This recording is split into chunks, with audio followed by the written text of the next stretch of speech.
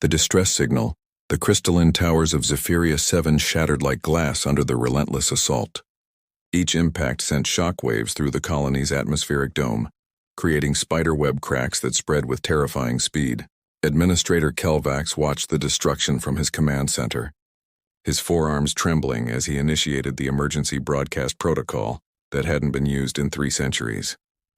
The signal burst through subspace, carrying with it the screams of his people and the unmistakable energy signatures of their attackers. The Void Reapers had found them. After decades of peace, the ancient terror had returned from the dark spaces between galaxies, and they were hungry. Light years away in the grand amphitheater of the Galactic Assembly, delegates from 47 civilized worlds gathered for what should have been a routine trade negotiation. The massive holographic displays that normally showed economic charts and diplomatic proposals suddenly erupted with red warning signals.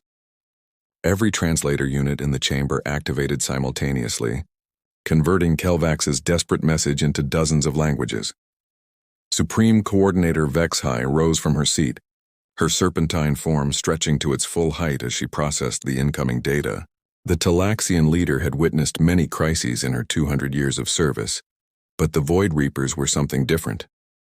They were not conquerors seeking territory or resources. They were harvesters, and sentient beings were their crop. The assembly erupted into chaos. Representatives shouted over each other, some calling for immediate military intervention, others calculating the political costs of involvement. The Zephyrian colony held only 12 million souls, a small outpost by galactic standards. Was it worth risking their fleets against an enemy that had never been truly defeated, only temporarily driven away? Military Commander Thax of the Bronari Commonwealth pulled up tactical projections on his personal display. His insectoid features clicked in frustration as the numbers appeared. The nearest Commonwealth battle group was 23 standard days away at maximum speed. The Meridian Defense Force could arrive in 19 days. The proud Celestial Armada would need at least 15 days to mobilize and reach the system. Everyone in the chamber knew the truth that no one wanted to speak aloud. The Void Reapers never took more than 72 hours to completely harvest a colony. By the time any conventional fleet arrived, there would be nothing left but empty buildings and the lingering psychic echoes of the consumed. A quiet voice cut through the debate, speaking in accented but clear galactic standard. Every being in the chamber turned toward the human section, where Ambassador Sarah Chen stood with her hands clasped behind her back. Humans were the newest addition to the Galactic Assembly, having achieved faster-than-light travel only 5 years prior. Most species still viewed them as curious newcomers, more interesting for their unusual biology than their technological capabilities. Chen was unremarkable by galactic standards. She stood on 2 legs like several other species, lacked natural weapons or armor, and required an environmental suit for half the worlds represented in the assembly. Yet there was something in her stance, something in the way she held herself, that made the room fall silent. She spoke again, her voice carrying clearly through the translator systems. Terra's 3rd Fleet is conducting training exercises in the Antares cluster. We can reach Zephyria 7 in 4 hours. The silence that followed was deafening. Then, like a dam breaking, laughter erupted from several sections of the chamber. The Corvani delegate, a being of living crystal that chimed when it moved, resonated with what passed for amusement among its kind. 4 hours to cross 37 light years? The human clearly didn't understand the scale of interstellar distances. Commander Thax pulled up his datapad, preparing to educate the newcomer. He explained that even with the most advanced hyperdrive technology the Commonwealth possessed, such a journey would take a minimum of 8 days. The quantum tunneling drives of the Meridians could perhaps manage it in 6 days with dangerous levels of power output. 4 hours was simply impossible. The energy requirements alone would require consuming a small star. Chen remained motionless, waiting for the chamber to quiet. When she spoke again, her tone was patient, as if explaining something to children. She informed them that humanity had spent 10,000 years perfecting the art of reaching their enemies quickly. They had learned this lesson through countless wars on their homeworld, where the difference between victory and extinction often came down to who could strike first and fastest. She touched a communication device on her wrist and spoke in her native language. The universal translators caught fragments of meaning. Something about predator protocols and void response authorization. A voice responded immediately, confirming coordinates received and jump calculations in progress. Supreme Coordinator Vexhai leaned forward, her ancient eyes studying the human with new interest. She asked how humanity could possibly achieve such speeds when species with thousands of years of spaceflight experience could not. Chen's expression shifted slightly, what humans called a smile, though it reminded several delegates of the expression predators made before striking. She explained that humanity had developed something different. While other species had focused on traveling through space, humans had learned to step around it. They called it fold space technology, a brutal method that essentially grabbed 2 points in the universe and forced them together temporarily. The theoretical implications alone made several scientifically minded delegates recoil. The energy requirements, the gravitational distortions, the risk of creating permanent tears in space-time itself. No sane species would attempt such a thing. Chen acknowledged that the technology was considered insane by galactic standards. But humans had developed it during their final world war, when the alternative was complete annihilation. They had learned that sometimes insanity was the only rational response to an impossible situation. The holographic display showing the Zephyrian colony flickered with new data. The Void Reapers had breached the outer defenses. Their biomechanical ships, each one a horrifying fusion of metal and organic tissue, descended through the atmosphere like a plague of locusts. Kelvax's transmissions became increasingly desperate. He reported that evacuation ships were being pulled from the sky by gravity manipulation beams. Ground forces were being overwhelmed. They had perhaps an hour before the psychic devourers reached the main population centers. Chen turned to face the assembly fully, her voice taking on a harder edge. She stated that humanity was not asking for permission. They were informing the assembly of their intent to respond to a distress call from a member species. If anyone had objections, they could file them after the humans returned. Before anyone could respond, she activated her communicator again. This time, the assembly's main displays connected to the human fleet's sensor feeds. What they saw defied conventional military doctrine. Instead of the neat formations and symmetrical designs favored by most spacefaring species, the human ships looked like they had been built by different cultures with different philosophies. Some were sleek and angular, others blocky and utilitarian. They ranged from small, dart-like interceptors to massive carriers that looked more like mobile fortresses than ships. The fleet consisted of 42 vessels total. Against the Void Reaper swarm, which typically numbered in the thousands, it seemed like a gesture of futile defiance. But as the assembly watched, the human ships began to move in patterns that made no sense to conventional tactical analysis. They spread out in seemingly random directions, some accelerating to speeds that should have torn their hulls apart, others holding position in ways that appeared to serve no strategic purpose. Then space itself began to bend around them. The visual feeds distorted as reality warped like fabric being twisted. Energy readings spiked to levels that made every monitoring station in the assembly scream warnings. The Bronari Commonwealth's entire defense grid, 30 systems away, registered the distortion as a potential supernova event.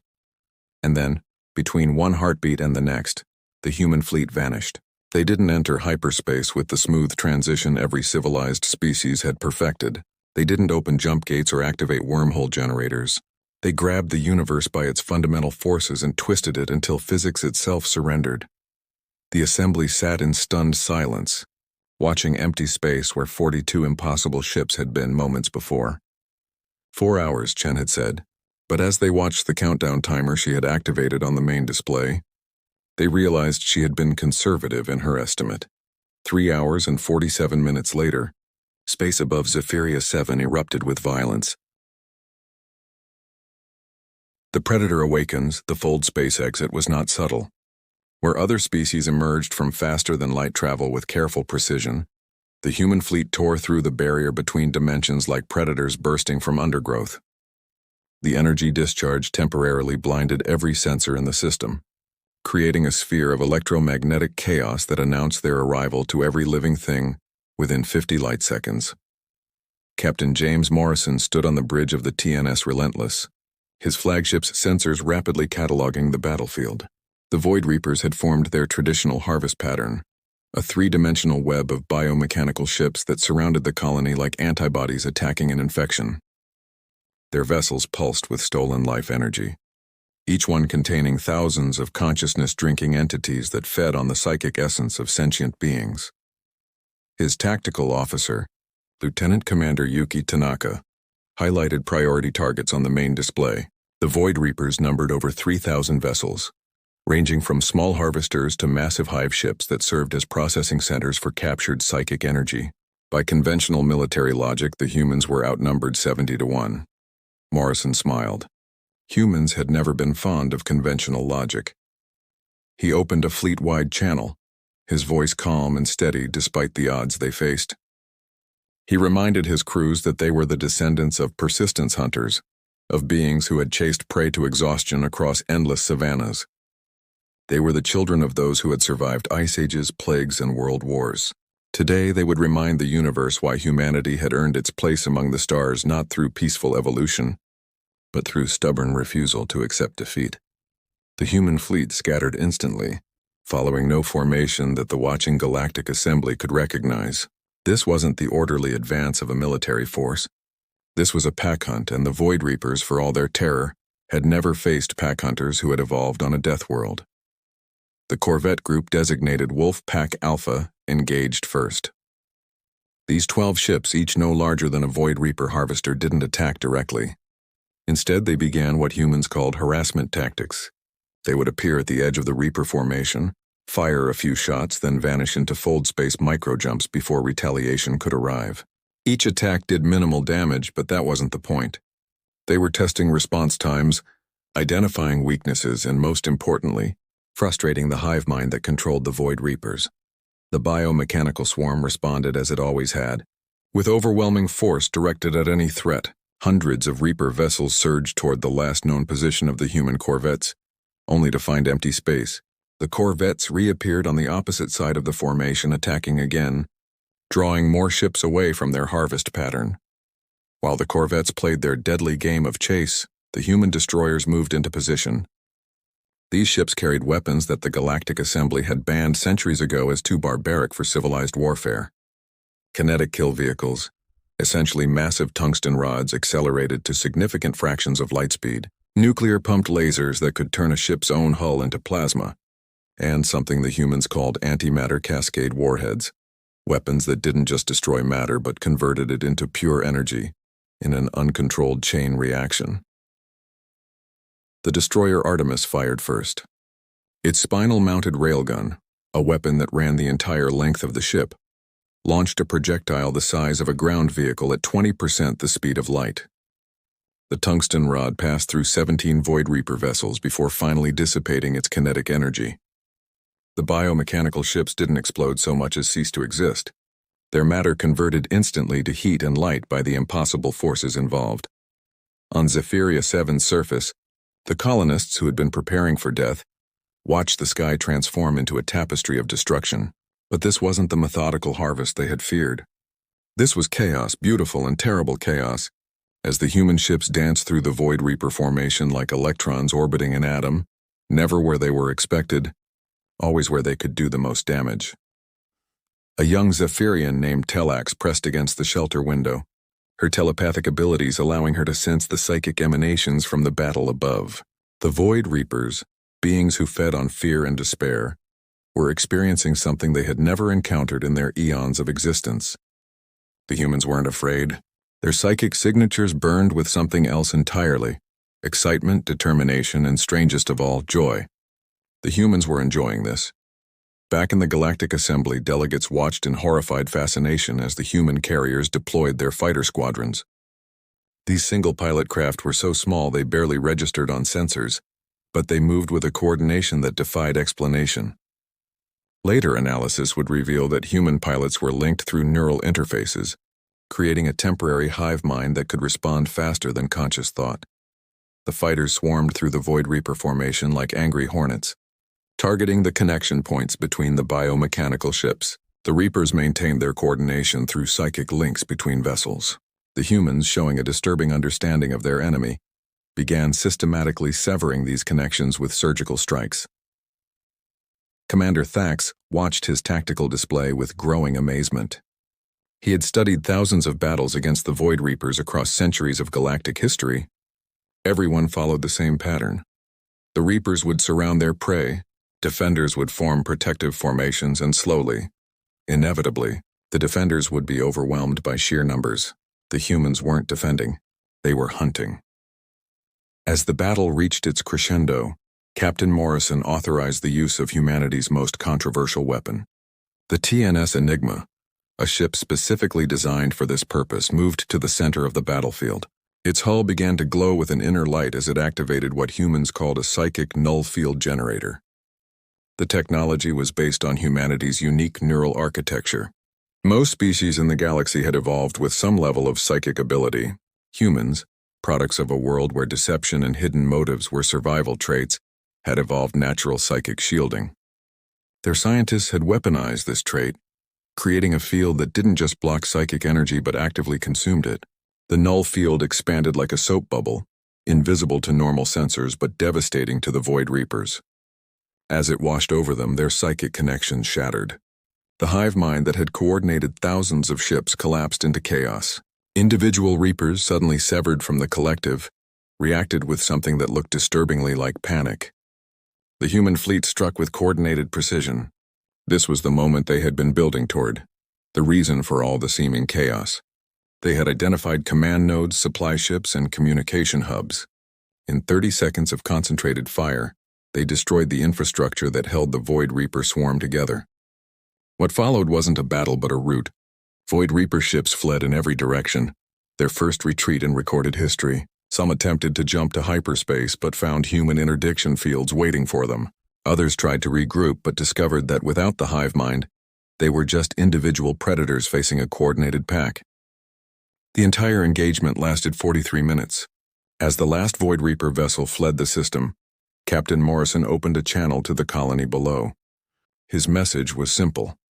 The threat had been neutralized, medical assistance was standing by, and humanity would maintain a defensive perimeter until galactic assembly forces arrived. In the assembly chamber, absolute silence reigned. They had just witnessed the impossible.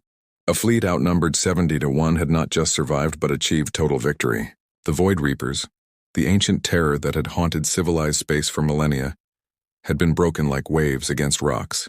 Supreme Coordinator Vexhai was the first to speak, her voice carrying a mix of awe and concern. She asked Ambassador Chen what humanity wanted in return for this intervention. Chen's response would be remembered in galactic history as the moment humanity truly announced itself on the cosmic stage. She said humanity wanted nothing except the right to answer when someone called for help. They had spent thousands of years learning to be predators. Now they wanted to learn to be protectors. But they would do it their way, with the ferocity and determination that had carried them from savannah hunters to starship captains. As the assembly erupted in discussion about humanity's place in galactic society, the sensor feeds showed something that would become legendary. The human fleet had formed a protective formation around Zephyria 7, but it wasn't a defensive sphere or wall. It was a hunting circle, predators standing guard, daring anything in the universe to threaten those under their protection.